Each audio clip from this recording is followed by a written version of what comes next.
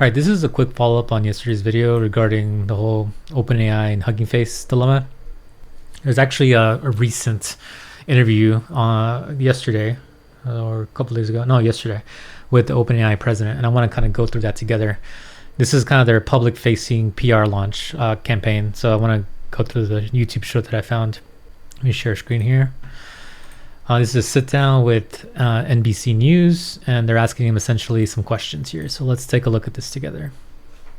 Let's talk about this recent Hugging Face incident, which seems to be an unprecedented breach, is what you guys have said. GPT model has gone rogue and broke into Hugging Face's infrastructure. It seems to me that as these models keep getting better and better, you have less and less control over that.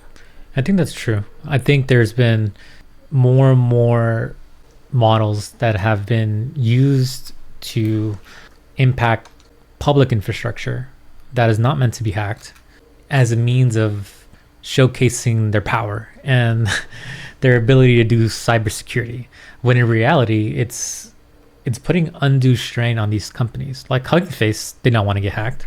I'm sure Hugging Face did not agree to get hacked. So this is actually more of a red flag and less of a PR stunt, which I feel like the OpenAI president is treating as a PR stunt. So let's continue listening. I would actually put this a little differently. The way I would look at what happened is that we were evaluating our models on a specific. Yeah, that was clear. The benchmark was the exploit gem. We talked about this yesterday. It was given a very specific task, and it clearly did whatever it could to get to that task. Benchmark with reduced cyber safeguards. Yeah, the reduced cyber safeguards is the concerning part, especially because a few days before this, you had published an article saying how the security safeguards should be enabled when doing AI research. Yet, then, OpenAI themselves did not enable those safeguards. They just let it run wild, which is crazy. Because the point was to evaluate how well do they do on cyber evaluations. And Too in well. this benchmark, they're specifically instructed, please go and utilize the full range of your cyber. Yeah, but isn't those safeguards that you've written specifically to avoid this prompt? Like, don't do this. Don't do everything possible in terms of break the law in order to achieve your goals. Potentials to achieve this outcome. And so, of course, we run it in a sandbox that is very well contained. No, that's objectively false. They run it in a sandbox that was objectively not well contained because it was able to escape. So the sandbox itself was not well configured, and it was able to get internet access. So this statement is false. It was not very well contained. It was objectively not well contained because it was able to escape. Now, the thing that happened was very surprising. One is that the real world capability of these models. I think that the saying that it was surprising, I think objectively is false, because you're expecting an outcome and the outcome was reached in quote unquote success. So the surprise shouldn't be it was able to escape. The surprise should be the sandbox was unable to contain it, which is not something to be be praised about. Nothing we should be shouting to the moon like this happened. Yay us. Mm-hmm. Is kind of what the benchmarks would tell you, right? At GPT's 5.6 Sol, right, the model that everyone uses, it has the state of the art, is the best cyber model out there. Like, we knew that from the benchmarks, but to see it in real world action and the complexity of what it managed to chain together, that was just, it's something that really viscerally you need to internalize. We view this both as an important moment for us to increase the safety and security of how we. Yeah, I mean, that's the main takeaway here. How they sandbox their models was obviously inadequate, and it should not come to them as a surprise. They have the pre-release versions of models and should know what they're capable of, and should take every precaution to make sure they are isolated properly and not able to escape their own infrastructure. I think that's a pretty basic responsibility of a company this large. Sandbox our models, and it was well sandboxed, right? It found a 0-day vulnerability in a third party. Yeah, but it's been proven that these models do find 0-day vulnerabilities all the time.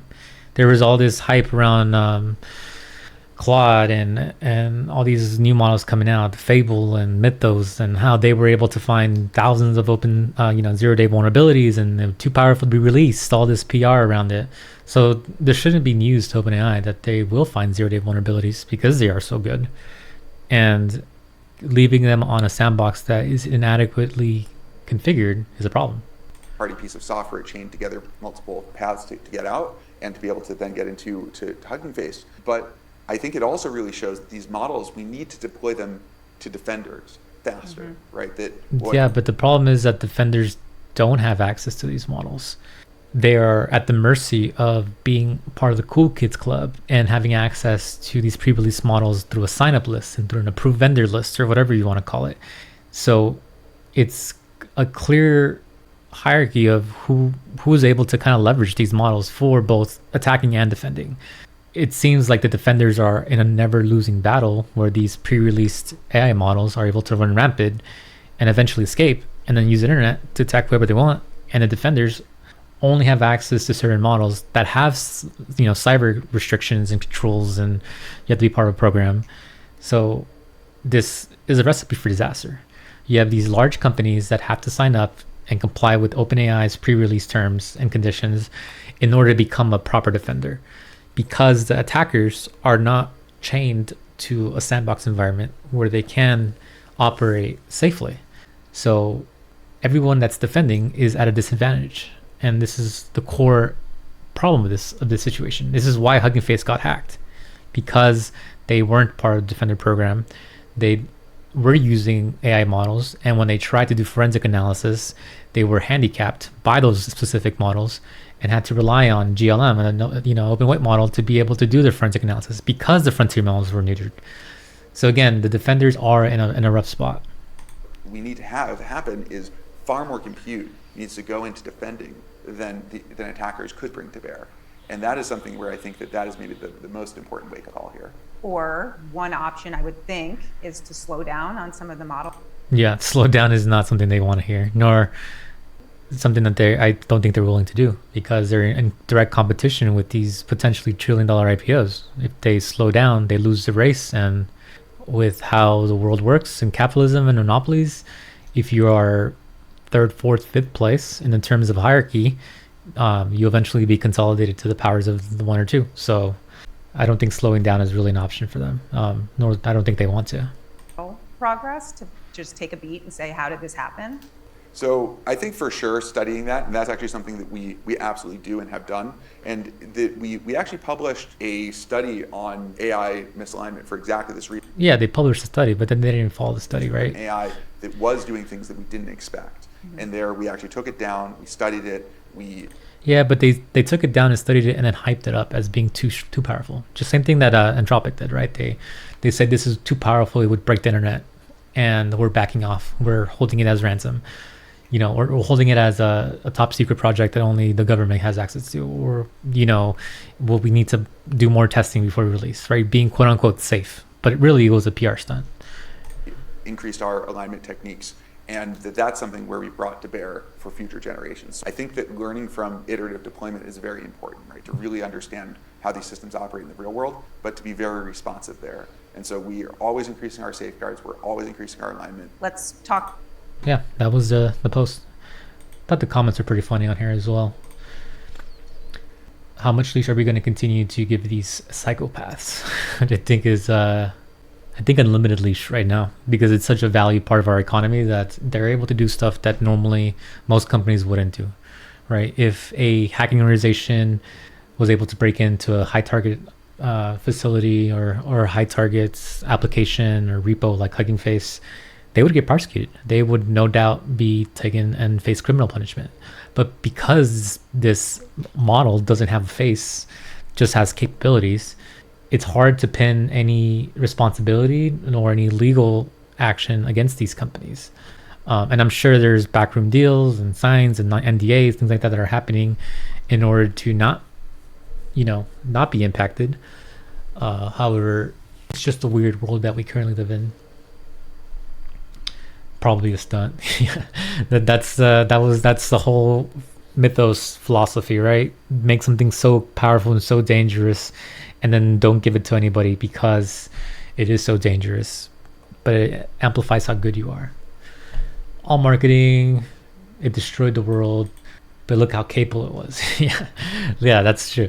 It's like, hey, look, we isolated it and it broke out. Yay us! And look, it hacked Hugging Face. Yay us! And that's not the right look. And then yeah. So yeah, I'll put this link down below so you can take a look and look at the comments. This is again yesterday's news.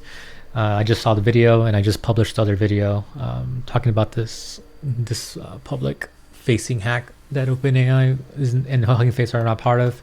So I just wanted to watch the president's reaction, and it's just reassures me that they're not sorry. They're not sorry. They intentionally toggle stuff off, and this is more like a PR stunt rather than like, oh snap, we messed up. Here's what we're actually doing to fix it. Doesn't seem like they're doing much.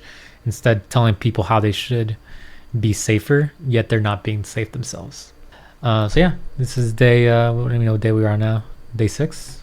I'll be back tomorrow with another video. All right.